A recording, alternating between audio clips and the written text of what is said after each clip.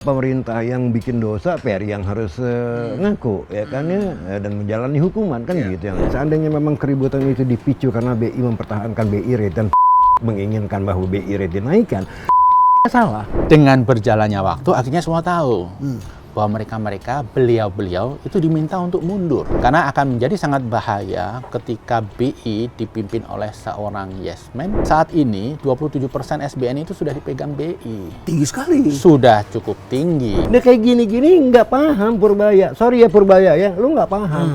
Nggak boleh dilakukan oleh seorang Menteri Keuangan itu loh ya. Per, kalau lo ketemu Purbaya di sini, oke. Oh oke banget. Oke. Oke, undang aja.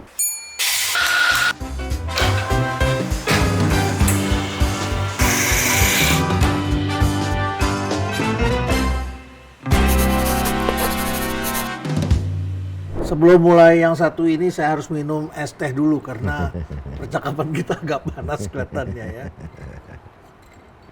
Tamu saya kali ini adalah kembali Ferry Latuhihin. Selamat datang kembali, Bro. Thank you, bro. Ini bicara tentang Gubernur BI yang hari ini baru saja diumumkan telah mengundurkan diri. Ya. Dan kemudian kita saksikan juga selama tahun 2026, rupiah memang telah melemah sekitar 7%. Ya. IHSG juga kemudian kita lihat berguncang, ambruknya cukup banyak begitu. Walaupun kita setiap hari menanti kabar baik sebetulnya, tapi kok beberapa hari ini kabarnya pengunduran diri. Tadinya kepala BGN mengundurkan diri, padahal baru dilantik kan, udah mengundurkan diri. Nah, kemudian berita mengenai Gubernur BI yang sebenarnya masa jabatannya masih 2 tahun lagi, Om Ferry. Ya. Dan kita ketahui selama ini Bank Indonesia telah dipercaya internasional sejak reformasi. Betul. Ya, sejak reformasi selama 3 dekade. Betul. Telah menjaga independensi monetary di Indonesia. Nah, tiba-tiba mengundurkan diri, padahal masih ada 2 tahun lagi masa jabatannya. Ini kan sebetulnya kalau di dunia central bank nih, para pemimpin central bank orang bertanya, ada apa? Betul. Ada apa? Karena central bank itu harus independen, begitu ya, dan menjaga ekonomi satu bangsa. Betul. Apa komentar Pak Ferry? Ya kalau saya sih ngeliatnya begini ya, mundurnya independensinya BI dan mundurnya Peri Warjio tidak terlepas dari figur Purbaya. Oh. Jadi isunya sih ya bahwa pada minggu lalu pada rapat Dewan Gubernur BI, BI mempertahankan hold BI rate di 5,75%. Tapi kayaknya Purbaya nggak setuju. Purbaya nggak setuju. Menteri Keuangan tidak setuju. Menteri Keuangan tidak setuju. Nah ini kan udah ngabur. Tidak setuju karena dia pengen lebih tinggi mungkin lagi. Lebih tinggi. Lebih tinggi lagi. Mungkin lebih tinggi. Ya, jadi kayaknya lebih rendah akan membuat dolar malah melambung kan. Ya logikanya sih seharusnya dia pengen mungkin BI naikin lagi. Karena memang ekspektasi pasar pun demikian. Jadi ekspektasi pasar bahwa BI akan naikin lagi 25 basis point menjadi 6%. Tapi Peri Warjio bilang hold di 5,75%. Nah itulah yang memicu katanya keributan, quote unquote ribut mungkin ya ketegangan antara Purbaya dengan Peri sehingga Peri istilahnya udah mendingan gue mundur. Seberapa jauh sebetulnya Menteri Keuangan punya wewenang untuk minta? Nggak ada. Nggak ada kan? Ini kan independen kan? Betul, seharusnya. Tapi figur Purbaya ini memang figur yang aneh. Ya kan? Karena ini musuh bebuyutan ini. Bukan musuh bebuyutan, sebetulnya gini. Figur yang aneh in the sense bahwa dia merasa dirinya paling benar sehingga kebijakan monitor pun dianggap salah sehingga dia pikir karena gue orang Prabowo, ya kan gue orang presiden, ya lu mau apa kalau gue atur. Nah itu figur Purbaya, gitu loh ya. Nah kebaca banget lah tingkah lakunya seperti itu. Padahal memang sebenarnya itu independensi BI itu is a must. Ya. Dan kalau kita kembali lagi, seandainya memang keributan itu dipicu karena BI mempertahankan BI rate dan Purbaya menginginkan bahwa BI rate dinaikkan, Purbaya salah. Ya, yang benar ada BI rate memang harus ditahan di 5,75%. Diturunin pun salah, Bos. Nah, apa logiknya? Logiknya adalah begini. Kalau diturunin, kita ambil diturunin dulu nih. Diturunin. Ini bisa membuat rupiah goyang. Ya kan semakin tinggi gapnya. Ya kan ya. Kalau dinaikin, ini membuat ekonomi goyang. Ekonomi Iya, goyang. Investor. Iya, bos. Mahal. Mahal. Cost of fund. Ya kan kita tahu SRBI aja udah 7,7% dalam 1 tahun. Ya kan ya. Kalau didongkrak lagi ke atas, selesai lah ini. Gitu kan. Liquidity squeeze. Ya kan ya. Nah, jadi memang yang paling bagus dari kaca moneter, kebetulan itu spesialisasi gue juga di Erasmus. Ya kan ya. Ya memang BI harus mempertahankan. Nggak make sense. Untuk naikin nggak make sense. Tidak ada urgensinya hari ini. Tidak ada. Nah, itu juga di satu pihak dikatakan bahwa BI itu benar harus mempertahankan suku bunganya, BI rate 50 juga. Di lain pihak juga kalau kita ngomong dari kacamata ekonomi, memang BI itu udah terjepit, nggak bisa ngapa-ngapain dengan suku bunga. Makanya yang dilakukan oleh BI adalah intervensi besar-besaran di pasar untuk menjaga dolar tidak lagi ke 18.000. Tidak lagi bisa mempan dengan permainan interest rate. Jadi cadangan gitu. devisa dilepas. Iya, jadi mendingan ya nggak ada cara lain, Be. Ya. Ya si Peri bilang kita nggak bisa ngapa-ngapain loh. Kita naikin salah, kita turunin salah. Maka cara lain untuk menjaga rupiah adalah dengan melakukan intervensi, kan gitu ya kan. Yang kedua juga melakukan swap, ya kan ya, supaya investor asing yang masuk ke Indonesia tidak usah khawatir akan mengalami currency risk. Ya dia bisa membeli kembali dari BI dolarnya pada harga tertentu, ya kan ya. Nah ini yang dilakukan BI, interest rate udah nggak bisa diapa-apain, bos. Jadi Purbaya salah kalau memang itu benar isunya adalah masalah kebijakan interest rate daripada BI sehingga terjadi keributan dan Peri mengundurkan diri. Tetap Purbaya salah. Karena apa? Dinaikin salah, diturunin salah. Oke. Yang benar ada BI. Kita harus ngopi dulu nih. Siap. Ya, tadi saya minumnya baru es teh. Jadi Siap. sekarang kita harus Bangko. kopi ya. Kopi hitam seperti Yes, biasa. no black, no game. Ya. No black, no game. No black, no game. Iya ini kopi hitam 2 ya. Baik. Dalam situasi seperti ini kita melihat ada 2 jenis pengusaha. Yang pertama adalah yang menunggu situasi membaik. Lalu kemudian ada orang-orang yang mempersiapkan diri. Karena begitu badai berakhir, kita adalah perusahaan yang paling siap. Tapi masih banyak pemilik bisnis yang terjebak urusan operasional sehari-hari. Padahal ada yang jauh lebih penting, yaitu menangkap sinyal dan tantangan bisnis ke depan. Dan digitalisasi hari ini bukan lagi sekedar pilihan. Dan yang digital bukan hanya marketingnya, tapi juga operasionalnya. Itulah kenapa saya selalu menekankan pentingnya sistem digital yang terintegrasi. Seperti misalnya Anda bisa gunakan aplikasinya Odoo. Odoo ini bukan sekedar biaya tambahan. Ini adalah investasi yang justru memotong pemborosan yang selama ini tidak terlihat. Anda bisa mulai dengan yang gratis. Kalau kita ingin lebih profesional seperti saya menggunakan yang berbayar. Jadi dengan aplikasi Odoo ini Anda bisa pakai lebih dari 70 aplikasi dalam satu sistem. Mulai dari satu kebutuhan akuntansi, sales, stok, sampai CRM-nya. Jadi ini akan sangat mempermudah pekerjaan kita. Semuanya ini saling terintegrasi dengan biaya yang terjangkau. Jadi cukup misalnya 100 ribuan saja dipakai oleh para UMKM sampai dengan korporasi yang sangat kompleks. Jadi sekali lagi, digitalisasi bukan sekedar go digital, tapi juga harus efisien, terintegrasi, dan jangan lupa stay relevant. Om Ferry, jadi apa urgensi logik berpikirnya Menteri Keuangan minta dinaikkan? Ini gosip atau ini fakta? Gini, yang jelas ini memang nggak akan pernah bisa dibuktikan. Ya. Tapi kalau ngelihat naga-naganya bahwa dia memang mau ikut campur dengan kebijakan BI, itu udah banyak tanda-tandanya. Misalnya dia bilang, wah kalau saya gubernur BI saya bisa bikin dolar 15.000. Ya kan? Itu kan ada. Kalau saya jadi gubernur BI? Iya. Nah ada kemungkinan juga memang dia membidik posisinya Peri Warjio. Ini bukan sesuatu yang tidak mungkin. Baru gitu jadi loh. Menteri Keuangan masa iya, jadi langsung iya, ke karena memang awalnya katanya membidik posisi Peri. Okay. Nah tiba-tiba Ani keluar, nah dia tubruk lah pos itu gitu kan. Okay. Nah jadi memang sebetulnya apa yang kalau memang itu keributan isunya Purbaya pengen nurunin atau naikin, dua-duanya salah, bos. Kembali lagi salah. Yang benar adalah Peri mempertahankan karena tadi alasannya suku bunga itu udah nggak it doesn't play. Ya, oke. Ini fakta ya, bukan gosip ya. Ya setahunya sih sekarang yang beredar beritanya seperti itu. 5,7. Tapi logiknya di mana? Menteri Keuangan kan harus menjaga fiskal, bukan moneter kan? Moneter itu kan areanya bank sentral. Jadi dia kaitannya ada di fiskal dan investasi. Jadi kalau investasi ini dipertahankan kan biaya. Enggak. Dia sering kali, bos. Dia sering kali karena dia tidak paham ekonomi. Ya, sorry to say that. Ya, I know him very well. Dia selalu kalau ngomong ekonomi itu M0. Oh, oke. Uang. Iya, uang money supply lah. Money supply, ya. Nah, makanya dia tuh merasa bahwa kita mungkin dianggap pertumbuhan ekonomi kita ini tidak sesuai dengan pertumbuhan money supply. Ya, makanya dulu banyak yang bilang dia monetaris, padahal dia juga nggak ngerti itu moniter, gitu kan ya. Nah, yang kedua selebihnya, kalau memang itu tendensinya bahwa money matters, Ya. ya udah ada tendensinya dia jelas-jelas lah mau ikut campur di kebijakan moneter, karena dia anggap ekonomi itu money matters, ya kan ya. Nah, dari sini aja kita bisa tarik logikanya gitu loh ya.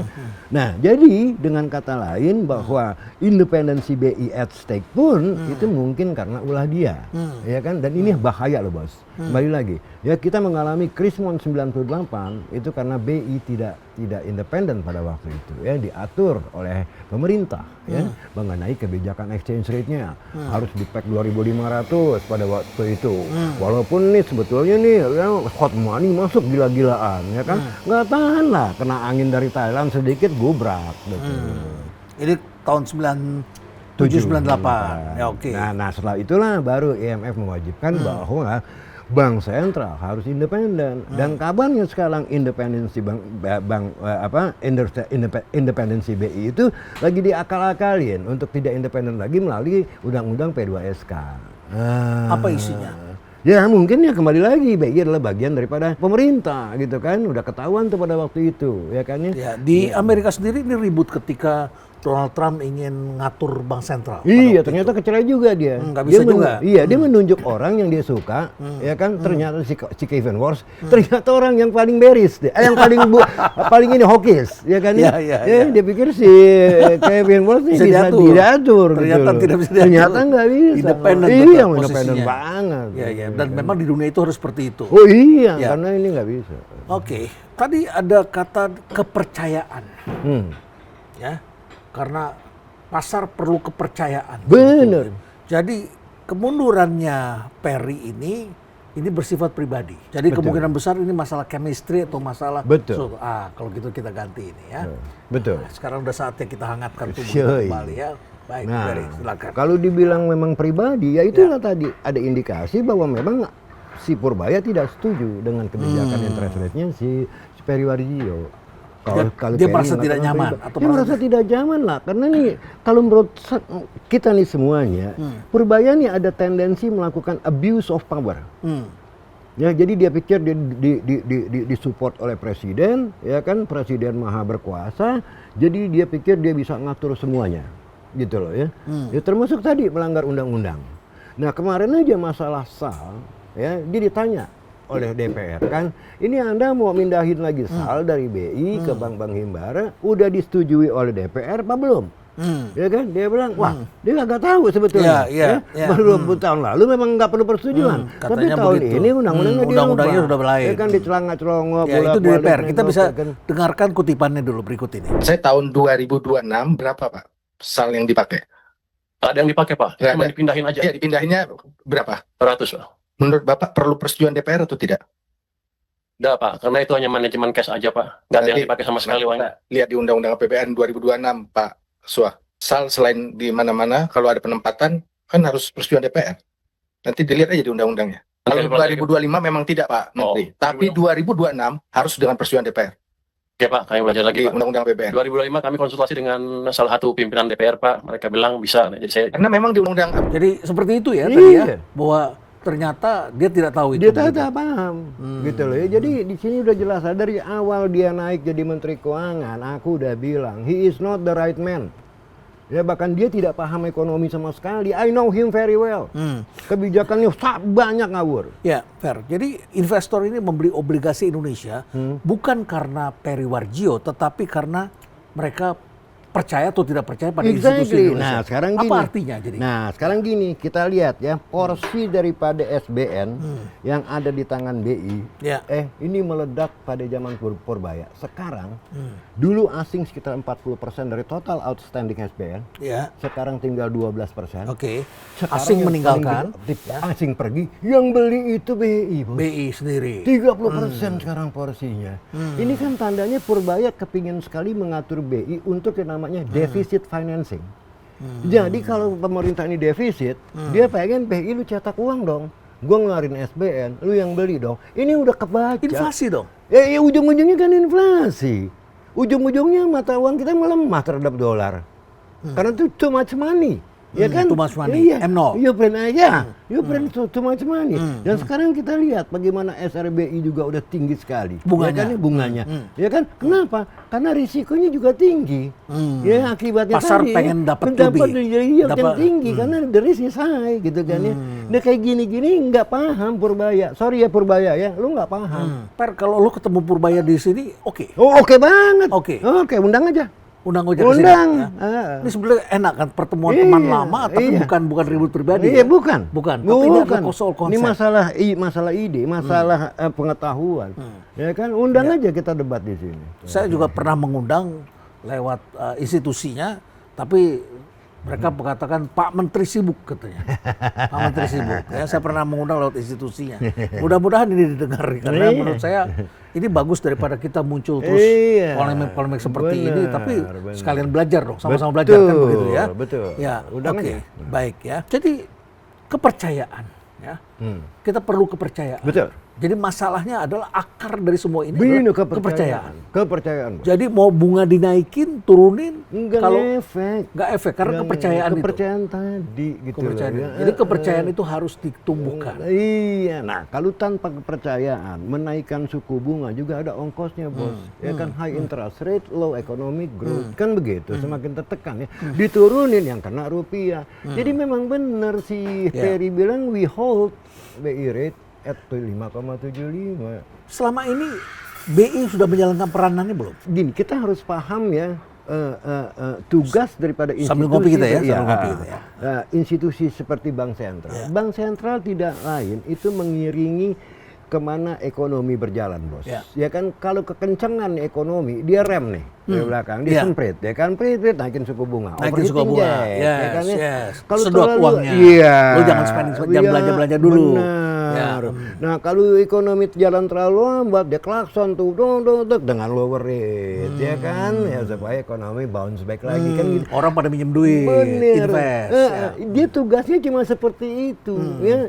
Yang paling inti adalah mesin mobilnya tadi itu kebijakan fiskal. Dan bos. jaga inflasi Iya, supaya dan orang jaga- tetap berani bener. pegang rupiah, cinta pada rupiah katanya kan begitu ya. Benar. Nah sekarang ini maunya adalah BI juga harus ikut memikirkan pertumbuhan ekonomi. Itu nggak ada loh. Ya, bahwa BI harus menjaga unemployment rate rendah itu ada, ya kan, melalui kebijakan moneter. Tapi harus ikut membantu pertumbuhan ekonomi ini sekolah di mana. Jadi nggak paham. Ya, orang-orang yang decision maker yang ada di pemerintah ini nggak paham tugas-tugasnya Menteri Keuangan apa, tugasnya Gubernur BI apa. Tapi sampai BI bisa membeli surat berharga pemerintah itu sampai 31%, Ya karena tadi mungkin dipaksa. Ya berarti kan, sudah kalau- tidak independen. Ya udah jelas lah kalau dipaksa di belakang layar walaupun secara statuter, secara undang-undang di independen, tapi di lapangan kan beda bos. Ya kan lu nggak nurut nggak pecat loh, kan bisa. Kan yang mengangkat parlemen bukannya. Ya parlemen kan sekarang juga kagak jelas tugasnya. Ya parlemen itu wakil dari rakyat atau wakil dari pemerintah. Kan lebih banyak nih parlemen kita menyuarakan suara pemerintah. That's politics in Ya, our country. Iya, iya. Gitu. Tapi saya kira pasar kan perlu kepercayaan, Nah, ya kan? balik lagi. Dan soal orang kalau membeli obligasi itu kan bukan semata-mata membeli obligasi. Investor bukan membeli obligasi, tetapi membeli kredibilitas. begitu kan? Kredibilitas yang Really. gitu. Oke, Itu kembali lagi ke tadi. Jadi BI sudah menjalankan perannya di bawah Perry Warjio. Udah. Sudah? Udah. Karena memang juga tidak banyak yang bisa dilakukan. Nggak bisa, yang namanya kebijakan moneter kayak tadi istilahnya, ya kan mobil jalan terlalu lambat dia klakson dengan lower rate, terlalu kenceng, gua rem dong lo, ya kan, pakai remote. Dan dalam berita resminya, Perry mengatakan atau pemerintah mengatakan dia mengundurkan diri karena alasannya pribadi. Nah itu ada Ya. indikasinya. Tapi pasar tampaknya tidak memperlakukan sebagai persoalan pribadi. Iya. Itu bukan yang sekarang kita baca. Gini, kalau pasar sih mungkin ya istilahnya cuma mengikuti apakah perkembangan ini akan menjadikan suatu kebijakan yang aneh ya di dalam monetary policy atau tidak kan gitu ya kan ya. Nah tapi sampai saat ini kan kita lihat dia tadi juga masih intervensi lah BI ya untuk menjaga rupiah tidak lari ke 18.000 18.000, walaupun ya. tadi juga 18.000 lagi gitu kan ya. Nah itu poinnya. Tapi kita orang-orang dalam ya, kita kan termasuk orang-orang dalam nih. Istilahnya kita interconnected. mengerti ekonomi iya, dan benar. punya hubungan. Punya hubungan, ya well connected dengan mereka, ya kan pasti ada yang bocor-bocor halus, gitu kan ya nyampe di kuping kita, dan lantas kita kaji dong, kita digest, oh masuk akal kalau skenario-nya kayak gini kan gitu, ya kan. Jadi masuk akal kan, apalagi kalau Ferry bilang ya alasan pribadi, ya kalau udah alasan pribadi berarti yang tadi apa yang kita sangkakan itu pasti biasa lebih apa tendensinya benar gitu. Kalau masyarakat awam melihat berita ini tentu mereka cuma pikirkan cuma ganti orang, kan cuma satu orang. Tapi mengapa pasar uang bisa bereaksi hanya karena satu orang itu? Bukan pasar uang bereaksi ya, ini kan biasanya gini ya, tergantung posisinya bos, gitu kan ya, kayak dulu ya di zamannya Greenspan kita tahu ya, itu saking harismatiknya dan jarang sekali, hampir nggak pernah ngomong, jadi orang kalau dia form si meeting cuma ngelihat tasnya tebal apa tipis, kan gitu, jadi indikasinya itu, wah ini tebal nih, wah ini pasti gawat nih ya, inflasi kita ya, market tuh udah bergerak bos, gitu ya, jadi mereka bekerja dengan simbol-simbol ya, seperti tadi ya, tas yang tebal ya kan, ya mimik yang mukanya ya kan, bolang aneh, CPR datar gitu kan, tanpa ekspresi, dan itu memang harus dilakukan oleh high profile person seperti gubernur bank sentral gitu loh. Makanya gue kaget juga sih ngelihat Purbaya ini ngomong serak-serok, nggak boleh dilakukan oleh seorang menteri keuangan itu loh ya, everyone knows that. In reality banyak investor yang terkecoh akhirnya. Benar, nah kita lihat Ani ya, sorry, you may like him, like her or not, tapi Ani dia menjaga wibawanya. Nggak pernah dia serok ya, ditanya wartawan juga oke, dia jawab memang sesuai porsinya. Dan dia jawab konsep, iya, dia jawab benar. dengan wibawanya, dengan jam terbangnya, ilmunya. Iya, benar ya, nggak pakai bahasa jalanan. Nah itulah makanya, jadi ini istilahnya apa yang dilakukan oleh Ferry mungkin itu sesuatu yang tepat, yaitu mengundurkan diri, ketimbang ini akhirnya berkepanjangan, dia juga mengalami tekanan batin. Sebab yang dia lawan, kalau memang benar isunya ada konflik, yang dia lawan adalah orang yang dipercaya oleh presiden. Dan kita tahu presiden itu sangat powerful sekali. Gitu loh, ya. Mas Wijaya, selamat datang di Cafe Brizi. Makasih kehormatan datang di kafe yang luar biasa ini. Makasih Mas Wijaya, sehat selalu ya. Apa yang unik dari pengunduran diri kali ini? Ya, tentunya ini sangat unik ya. Karena barangkali yang pertama di Indonesia seorang gubernur BI mengundurkan diri. Sebelumnya pernah Pak Bud, tapi beliau mengundurkan diri karena akan maju Pilpres sebagai cawapres. Nah, ini mengundurkan diri dan pensiun. Tentunya ini mengundang banyak pertanyaan. Padahal masih 2 tahun lagi ya waktunya. Masih 2 tahun masih lagi. Ada 2 tahun lagi. Ini mengundang pertanyaan besar di kalangan investor, pasar, pelaku pasar ya. Ada apa di balik itu? Apalagi belum lama ini Presiden Direktur BI mundur. Pimpinan OJK juga mengundurkan diri. Memang narasinya mengundurkan diri. Tetapi dengan berjalannya waktu akhirnya semua tahu bahwa mereka beliau itu diminta untuk mundur, walaupun narasinya mengundurkan diri. Nah, sehingga ketika fenomena Pak Ferry ini muncul di permukaan, banyak pihak yang meyakini bahwa sesungguhnya beliau diminta untuk mengundurkan diri. Apa indikasinya? Ada beberapa ya. Yang pertama track record lah. Kemudian yang kedua, di Indonesia ini tidak ada kultur seseorang mengundurkan diri. Kalau di Jepang, seseorang mengundurkan diri itu dianggap keberanian, berani. Di Indonesia dianggap chicken out. Sehingga tren ini belum muncul di Indonesia. Kemudian yang kedua, yang agak aneh adalah ketika seseorang mengundurkan diri, pasti si yang bersangkutan akan menyampaikan sendiri. Ke podium ngomong press conference. Fakta bahwa beliau tidak hadir menyampaikan pengunduran diri, ini membuat publik, investor semakin yakin bahwa sesungguhnya beliau diminta untuk mengundurkan diri. Ini masih kita berspekulasi. Spekulasi. Dugaan analisis. Dugaan analisis, baik. Tapi Ferry Warjio ini telah melewati satu fase yang tidak mudah. Kenaikan suku bunga di Amerika Serikat, pandemi, lalu perang Rusia-Ukraina, lalu kemudian melewati kemarin tuh masalah perang di Selat Hormuz itu ya. Jadi ini tidak mudah, inflasi global dan sebagainya. Reuters menyebut sebagai salah satu bank sentral yang berhasil menjaga stabilitas ekonomi Indonesia melewati masa-masa krisis. Betul, ya kita boleh akui gini lah, selama Ferry menjabat ya kan, boleh dibilang kan exchange rate juga stabil ya kan sebelum pemerintah baru ini naik. Ya. Ya kan ya. Nah, pemerintah baru ini naik dengan kebijakan-kebijakan yang bakar uang, ya Perry nggak bisa disalahin. Jangan menyalahkan Perry karena ini yang salah adalah kebijakan fiskalnya kan gitu. Ya masa sih pemerintah yang bikin dosa Perry yang harus ngaku ya kan ya dan menjalani hukuman kan Ya, gitu. ya. Yang Perry yang masuk neraka kan gitu ya kan ya. Kalau kita bisa nilai Pak Perry ini secara objektif, apa 3 pencapaian yang menurut Om Ferry? 3 capaian terbesar sesuai dengan 3 tugas daripada Bank Sentral. Pertama, dia harus membuat nilai tukar stabil, Stabil, ya kan? oke. Daya beli daripada rupiah stabil. Kalau Artinya ada gangguan dia selalu stabil kan? persis. Dia usahakan. Artinya diusahakan inflasi ini tidak kebablasan, ya Ya. sesuai dengan pertumbuhan ekonomi, gitu kan ya. Yang kedua, masalah unemployment rate terkait dengan masalah inflasi. Ya, kita lihat unemployment juga di situ-situ aja. Ya. Walaupun datanya kita juga boleh dibilang banyak cacatnya, ya kan ya. Nah, Terutama di kaum muda ya. benar ya. Iya.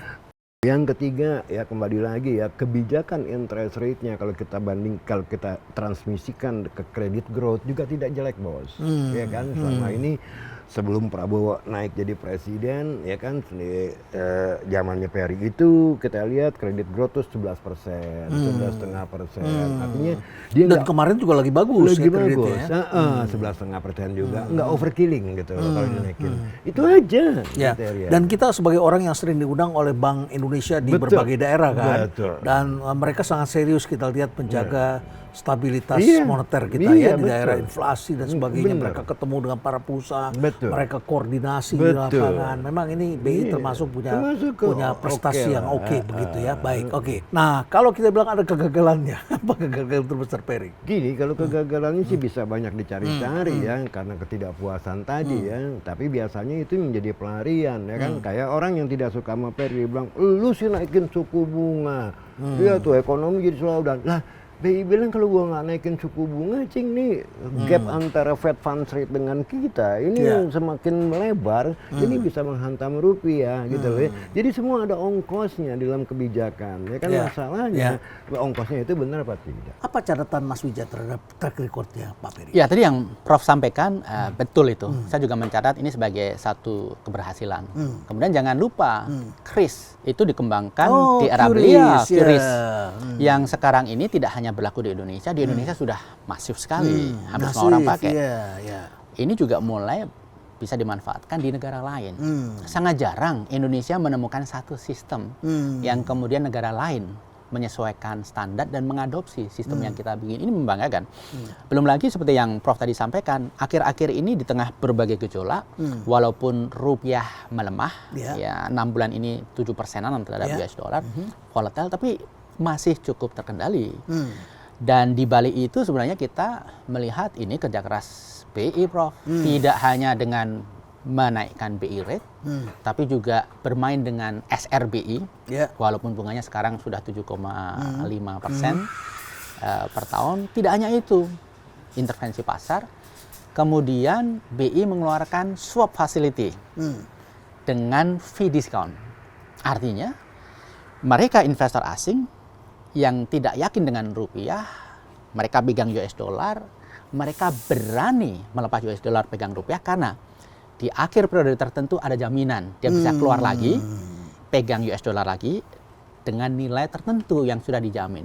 Jadi minimal ini solusi temporer untuk menahan pelemahan rupiah. Jadi bauran 4 kebijakan ini menurut saya cukup berhasil.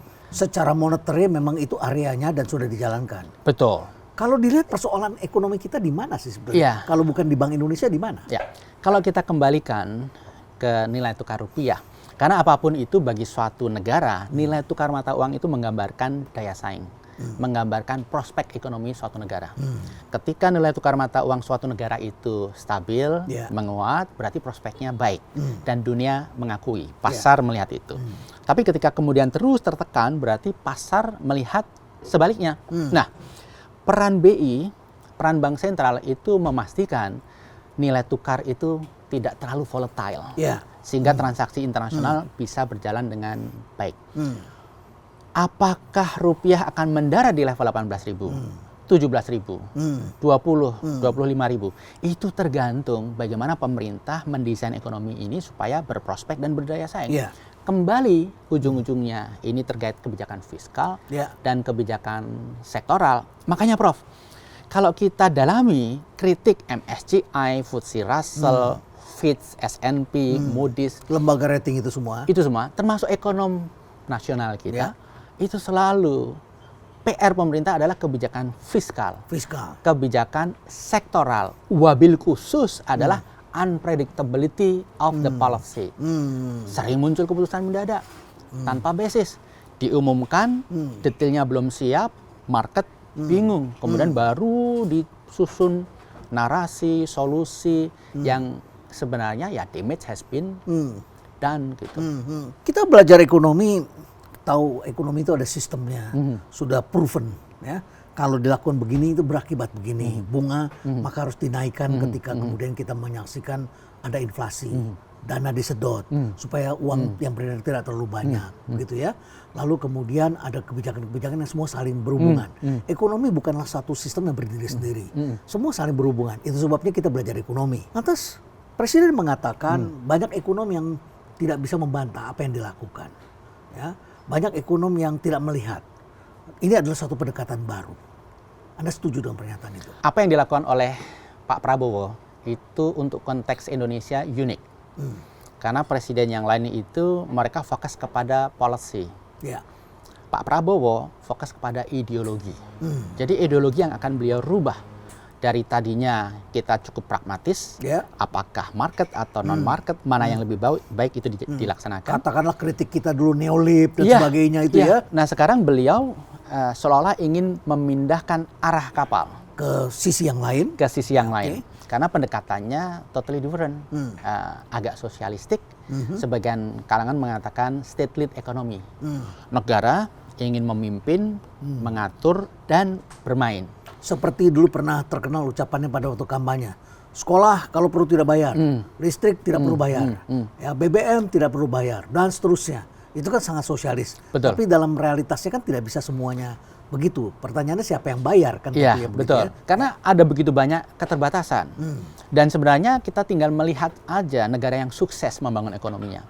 Apakah ada di saat seperti sekarang ini negara yang menjalankan sosialisme transformasi secara masif seperti ini dan sukses. Murni sosialisme. Iya, kalau ini sukses barangkali yang pertama. Karena kalau kita lihat negara lain seperti Cina, kemudian negara-negara Eropa, kemudian Amerika Latin, mereka itu justru sebenarnya mulai membuka diri. Cina sendiri, walaupun brandnya sosialis, tapi sebenarnya kalau kita masuk game mereka itu sudah kompetitif. Ekonomi pasar. Vietnam iya. juga begitu. Saya 20 tahun yang lalu ketemu dengan pimpinan-pimpinan di sana. Mereka bilang, we are market mechanism under socialism leadership. Iya. Loh, kok marketnya nggak sosialisme? Nggak bisa, kata mereka. Jadi mereka kepemimpinan yang sosialisme, tetapi market mechanism. Mereka menyebutnya begitu. Betul. Ya, jadi udah mix ya.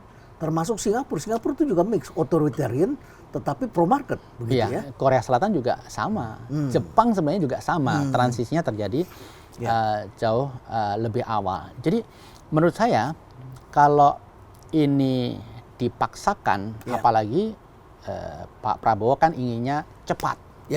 Nah, konsekuensinya barangkali akan kontraproduktif. High cost bagi kita. Karena sebaiknya perubahan itu kan dimodelkan, didesain.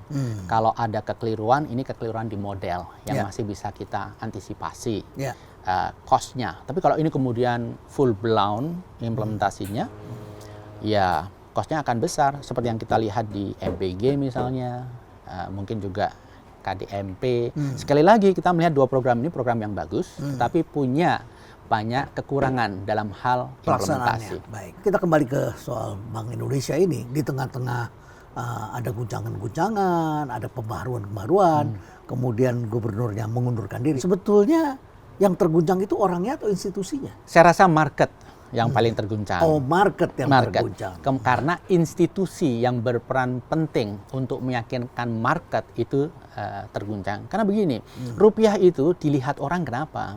Karena central banknya Begitu central banknya, printer yang mencetak rupiah tidak kredibel, rupiah juga kehilangan kredibilitas. Sebenarnya begini, Prof. Kalau saya mendengar dari teman-teman di pasar, yang mereka khawatirkan itu adalah ketika BI diganti nahkodanya, karena agendanya adalah ingin menggeser peran dan style BI yang selama ini relatif independen, kemudian akan didorong menjadi sangat pro fiskal dominan. Menjadi bagian dari kabinet, begitu? Iya, kurang lebih seperti itu. Menjadi sangat pro fiskal dominan, sehingga kebijakan moneter itu seolah-olah didesain untuk serving kebijakan fiskal. Nah, kalau ini yang terjadi, pantas market sangat concern. Jadi kepercayaan ini adalah sesuatu yang sangat penting sekali. Investor itu membeli obligasi kan bukan karena Peri Warjio, tapi karena percaya. Karena percaya pada Bank Indonesia, pada Indonesia, bagaimana kita mengendalikannya. Kalau kita bicara soal kepercayaan, orang bicara kepercayaan. Investor seringkali yang pragmatis kan tidak paham. Apa sih itu kepercayaan? Apa sebetulnya yang dipikirkan oleh para ekonom tentang kepercayaan? Sebelum ke sana, Prof. Jadi kalau seseorang ngasih pinjaman ke perusahaan, ada masalah, yang ngasih pinjaman dapat asetnya. Ya. Kalau investor membeli pinjaman kepada satu negara, ada masalah, mereka tidak berhak kemudian dapat bagian pulau-pulau. Ya. Artinya apa? Kalau kita berbicara sovereign, investor membeli surat utang pemerintah, SBN atau SRBI, itu murni karena trust.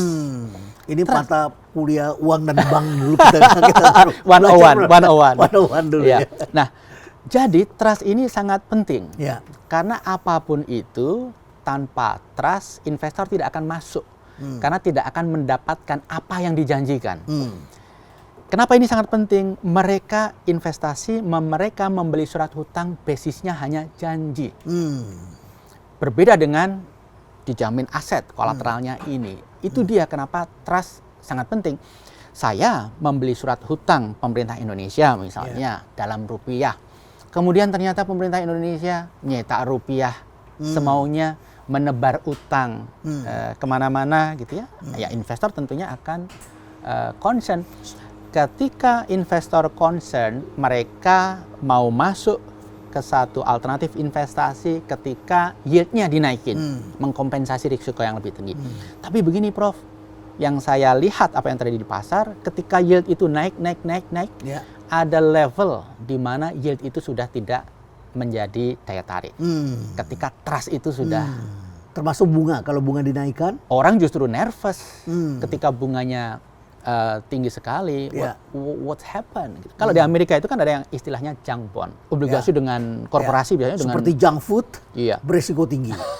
bunganya tinggi sekali. Bunganya tinggi sekali. Cuman siapapun yang membeli ini seperti membeli jackpot, siap-siap kalau tidak menjadi apa-apa. Ya, tidak menjadi apa-apa. Jadi ini adalah situasi gambaran keadaan hari ini. Betul. Ya, dan kita perlu kredibilitas.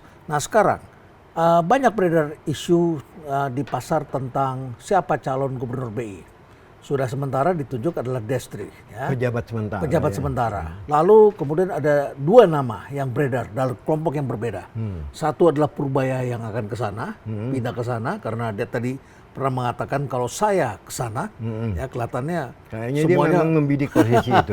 karena posisi gubernur BI lebih enak ya. lebih enak. Gajinya pun lebih besar, ya. Kayaknya Oke. membidik dia. Membidik ke sana. Baik. Kemudian ada lagi nama berikutnya adalah putranya Pak Sudrajat Jiwandono, Thomas.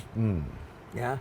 Apa catatan dari Gini, kalau ya. Thomas sih aku nggak yakin dia mau maju ya. Ya. Sorry ya, bukan dalam arti apa. Dia juga sadar bahwa backgroundnya bukan di situ. Backgroundnya bukan ekonomi moneter, Iya, bukan lah. ekonomi. Iya, Ya, kan baik. mungkin.